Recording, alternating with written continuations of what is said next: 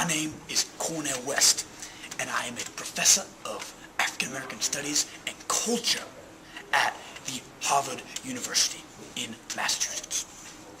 I am here today in this video segment to speak with you about African American culture, namely jazz of the 1930s and 40s, and how it affected this African American culture, namely the book Invisible Man by Ralph Ellison. Now, what is jazz, you ask? Well, that is not an elementary question, to say the least. It's actually quite a convoluted statement consisting of many signatures interminglings of African American culture and history. It all begins with the remunerative history when the white man only gave a damn about his precocious characteristics of the black ethnicity. In this vitriolic environment, slaves were dragooned to sing the response to the slave master, what is known as the call and response format. For example, slave master would sing some line or scream some line to the workers, the slaves, in the fields, and they would often answer back with some cutting or disdainful, frustrated response.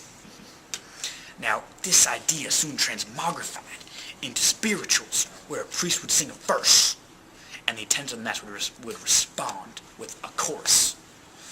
Essentially, the blacks would descant about the problems with a sacrosanct theme. They would say their frustrations, their anger, as they did in the fields, only now in the churches, much later on in American history. During the period of emancipation by our great Abraham Lincoln, African Americans had a very difficult time transitioning into the new way of life, and they would start to sing about their hindrances with a humorous and raunchy tone.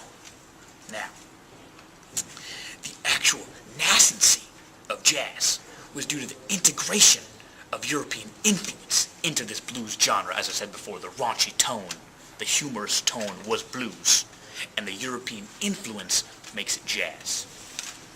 Now, for this reason, New Orleans is accredited with the birthplace of jazz, the blues theme with the European influence, jazz, because of the history of the Creoles, the native people of the New Orleans area, as they are called.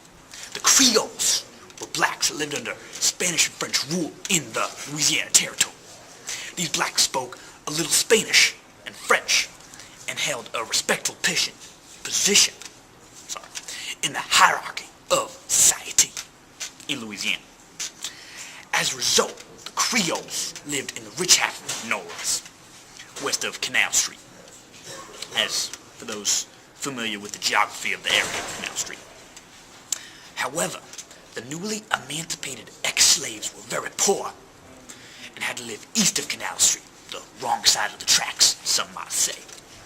However, when an unfortunate segregation law forced all of the Creoles to move east, the poor slaves practicing the blues and the sophisticated Creoles who were Paris-trained brought a European style into the music. With the infusion of these two distinct cultures, jazz was born.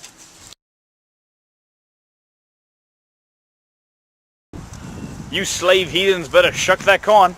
Gotta shuck that corn and eat tonight. Yeah, shuck all the corn. Gotta shuck that corn and eat tonight. You better shuck it, there won't be no better water. Gotta shuck that corn and eat tonight. Yeah, boy, shuck the corn. Get in there nice and deep like. Gotta shuck that corn and eat tonight. Lord, I'm hungry. Jesus saved my soul. I'm gonna let it shine. Jesus saved my soul. I'm gonna let it shine. Let it shine, let it shine, let it shine.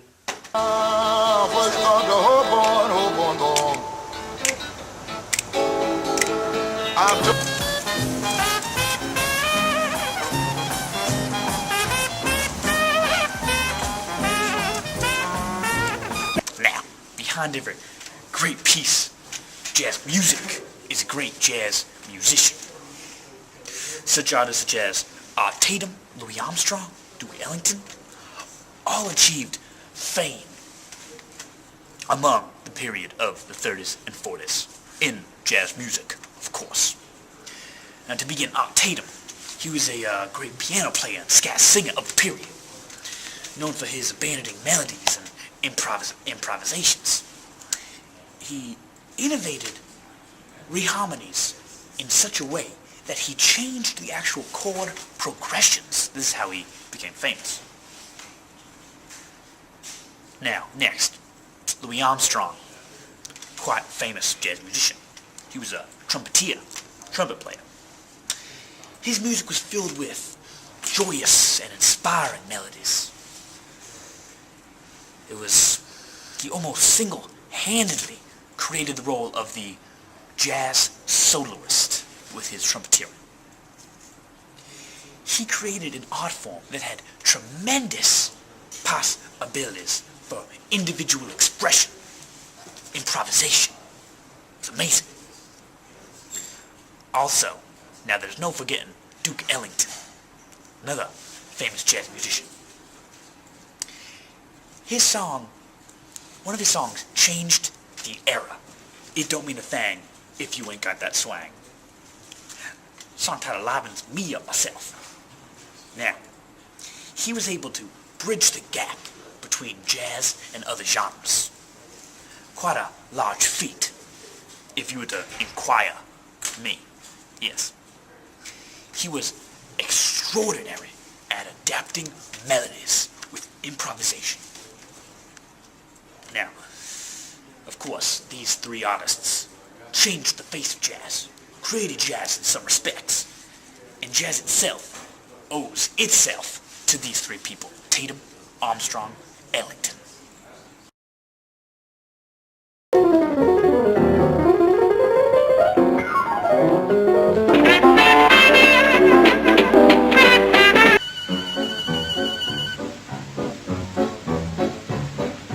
Don't mean a thing if you ain't got that swing. I'm a tugboat by the river.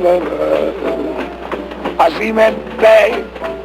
Now, to shift to the next part of our discussion, which is how jazz music affected black culture and the black identity, as it did have a great and profound effect. Now, jazz music in the early part of the 20th century created a great sense of community and cohesivity among the African Americans. Jazz allowed a man in Louisiana, southern part of America, the ability to find commonalities with a Negro man in Chicago and bridge the gap between them. I often enjoy this aspect that two men from different parts of the country can find commonalities, not just their blackness, but their music, the jazz. But another part of jazz, it also gave the average Negro individual a chance to make himself known. Any of the famous jazz artists of the period are perfect examples of this. Louis Armstrong, Duke Ellington. Woo, yeah! Great music. I love it. Now, jazz would allow them acceptance in America. The average white person would buy the music regularly, regardless of their racist or segregationist beliefs, if they had any. It allowed the average black man to transform that ideology among the black community, shifting the direction from the deep, emotional, and powerful feelings of African Americans, and they were finally able to move on from racism, from what had kept them down, the hatred, the angst, the anger, the frustration, and to rejoice in creativity and community. Yes.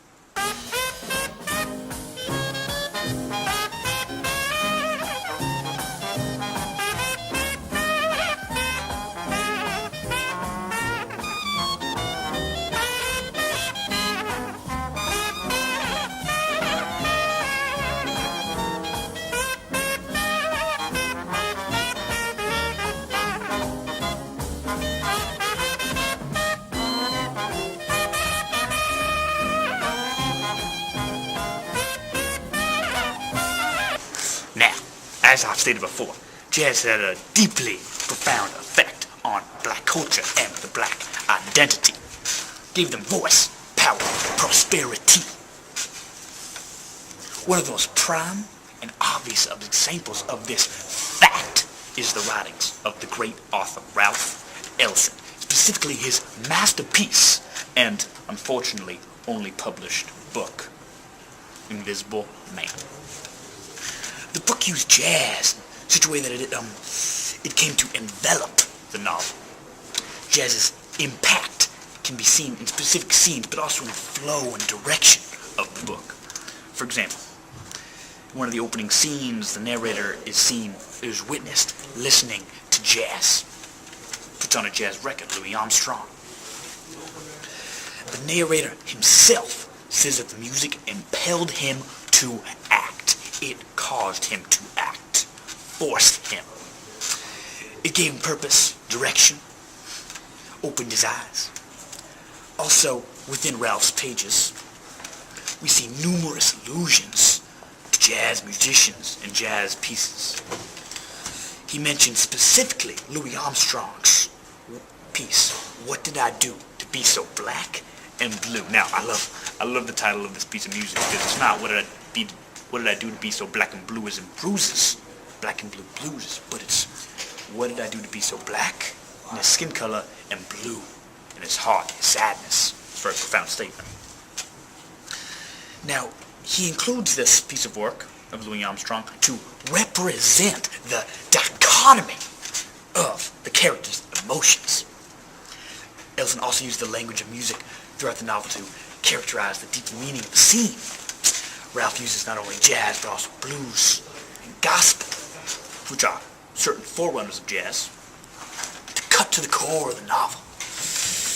They're also used as tools by which the reader sees what is being said. Jazz is used as the backdrop, environment, atmosphere, ambiance, through which all these events occur and happen in the book Invisible Man. The jazz is a symbol, the symbol, that it is the beauty of black life, which is what Ralph Ellison is trying to communicate in his book, The Beauty of Black Life. Jazz is the tool to communicate this core message.